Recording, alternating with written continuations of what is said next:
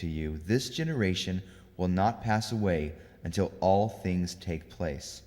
Heaven and earth will pass away, but my words will not pass away. It is extremely important for us to be able to recognize the signs of the times, or as we like to call them, the time of the signs. Let us consider now the state of affairs at the time Noah lived. Life will be just like the time we are living in now. It will occur during a time of prosperity, when people are buying, selling, marrying, planting, and harvesting. This has to occur before the tribulation, since the earth will be devastated by the judgments and the wrath of God during the tribulation period.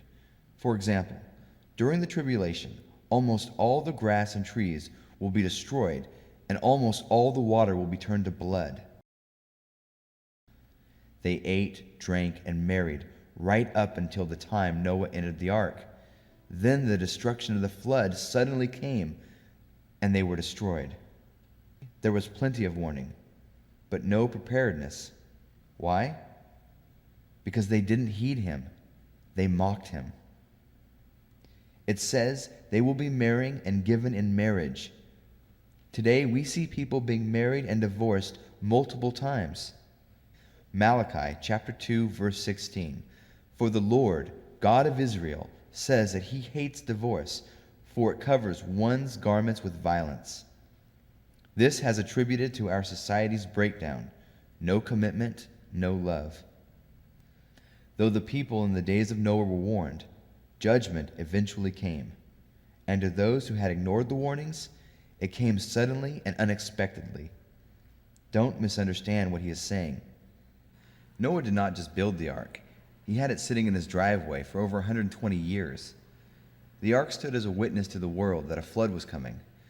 Jesus' point here is that they ignored the signs. The signs are all around us. The question is, will you ignore the signs, or will you believe the signs and be ready and waiting? God has been warning us for nearly 2,000 years that he is about to return. Time is running out. Are you ready? Genesis chapter 6, verses 11 and 12. The earth also was corrupt before God, and the earth was filled with violence. So God looked upon the earth, and indeed it was corrupt, for all flesh had corrupted their way on the earth. Today we live in a world constantly threatened by terrorism. In our cities we have hate crimes, drive-by shootings, mothers killing their own infant children, parents killing their children, children killing parents. Inhuman behavior is becoming the norm. We have run amok, having no restraints. Why? Because there is no law, no real accountability. It's lawlessness. The more tolerance today, the less morals we have. Everyone did what was right in their own eyes. People turn to suicide because they have no hope. Euthanasia is becoming an accepted alternative. Light is called darkness, and darkness is light. Among Jesus' last words to his disciples prior to his crucifixion was an exhortation to watch for his return. Mark chapter 13, verse 37. And what I say unto you, I say unto all, watch.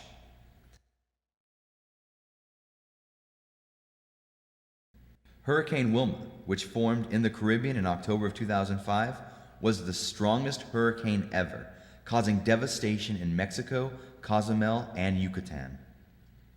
Hurricane Katrina, the sixth strongest since records began, has been the most costly weather-related disaster ever, with economic losses totaling more than $150 billion. Around the world, we are seeing record-breaking highs and lows. In recent months, we have seen record heat in Australia, Europe, and the United States, and record cold temperatures in Japan, India, and even South Africa. Luke chapter 25, verse 2. And there shall be signs in the sun, and in the moon, and in the stars, and upon the earth the distress of nations, with great perplexity over the sea and the roaring of the waves. Tornadoes are the most violent storms on earth. Winds spiraling in them usually exceed 100 miles per hour and can reach up to 300 miles per hour.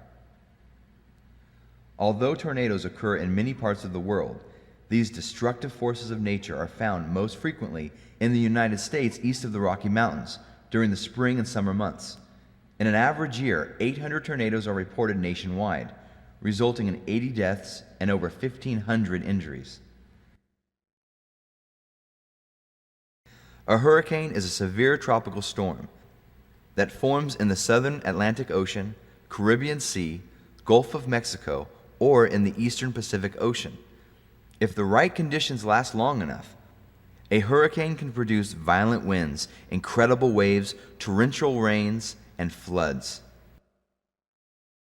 A tsunami is a series of waves generated when water in a lake or the sea is rapidly displaced on a massive scale. On the morning of December 26, 2004, a magnitude 9.3 earthquake struck off the northwest coast of the Indonesian island of Sumatra. The earthquake deformed the ocean floor, pushing the overlying water up into the tsunami wave. The tsunami wave devastated nearby areas where the wave may have been as high as 25 meters, which is 80 feet tall, and killed nearly 300,000 people from nations in the region and tourists from around the world. The tsunami wave itself also traveled the globe and was measured in the Pacific and many other places by tide gauges. Eyewitness accounts, photos, and videos provided unprecedented documentation of the event.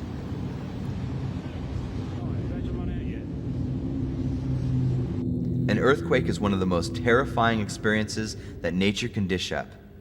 We generally think of the ground we stand on as rock solid and completely stable. An earthquake can shatter that perception instantly and often with extreme violence. Earthquakes have been recorded as early as 1177 BC in China. Of course, earthquakes have been a part of myth and legend since the dawn of man. In Greek mythology, Poseidon was god of the sea, yet one of his powers was thought to be that of earthshaker. As a tsunami is often the result of an earthquake, this was an appropriate power for a sea god. From 1890 to 1899, there was only one earthquake of killer magnitude, 6.0 or greater, recorded anywhere in the world. From 1900 to 1910, there were 3. From 1910 to 1930, there were 4. From 1930 to 1940, there were 5. From 1940 to 1970, there were 13. From 1970 to 1980, there were 56. From 1980 to 1989, there were 310. From 1990 to 1994, there were 747. From 1995 to 2006, there were 1,756. There is a lot wrong with our world. Global warming is slowly but relentlessly changing the face of this planet. Famine is commonly defined as acute starvation associated with a sharp increase in mortality. This seemingly straightforward definition avoids the much more complicated question of why people reach the point of starvation. Contrary to popular media coverage of the issue, famine is not an abrupt event. The primary cause of death is not starvation itself, but diseases such as diarrhea, infection, and malaria. Third, famine not only increases mortality rates, but also decreases fertility, and thus birth rates. Today, our world houses 6.6 billion people. The United States is part of the developed or industrialized world, which consists of about 50 countries with a combined population of only 0.9 billion, less than 1/6 of the world's population. While most of the world worries about when, where, and what they will eat, here in the United States, we are dealing with an obesity epidemic. It seemed not too many years ago that science had all but rid the world of major diseases. But all that changed in the early 1980s. AIDS came upon the world scene, and it threatened to kill more people than all the other plagues combined. Total number of AIDS-related deaths between 1981 and the end of 2006 totaled 22 million. Epidemics of typhoid, diphtheria, and even the Black Death have afflicted areas of India and the former Soviet Union. Deadly new strains of malaria, tuberculosis, and cholera are becoming resistant to all known antibiotics and are killing millions of people. Ebola and other super strains of viral diseases are making a comeback. Even the common bacterium that causes pneumonia, children's ear infections, and many other everyday diseases are evolving into forms untreatable by all known medicines, threatening a chilling post-antibiotic era where even the simplest infections could quickly escalate into fatal diseases. Antibiotic resistance reaching dangerous new levels. Hardly a day goes by without an act of terrorism somewhere in the world. Some days, several acts. The opening ceremonies of the 2004 Olympics began with the most expensive and expansive security in the history of the world, and even though it went on without any hitches, the threat of terror was surely in the back of everyone's mind. 2006 Super Bowl, super security.